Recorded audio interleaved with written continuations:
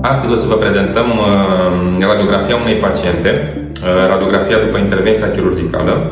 Ea s-a prezentat inițial în clinica noastră. Pentru un tratament cu dinți fixi am fost nevoit să realizăm extracțiile dentare pe care le mai avea pacienta, ale dinților pe care le mai avea pacienta.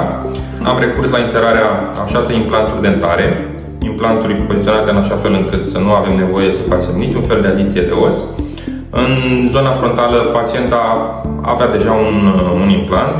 Am luat decizia să nu extragem acel implant, tocmai din considerentele de a nu afecta osul pentru viitoarele implanturi pe care noi le-am și inserat, de fapt.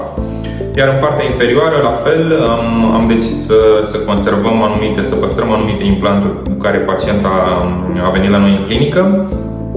Iar ceilalți dinți am luat hotărârea să extragem, să inserăm alte 4 implanturi. Iar pe cele 4 implanturi să facem la fel cu o lucrare provizorie, da, concomitent cu o lucrare provizorie și la partea de sus. Pacienta va sta cu aceste lucrări provizorii aproximativ 6 luni de zile, timp în care aceste implanturi se vor vindeca. Apoi va reveni la noi în clinică și vom realiza lucrările finale.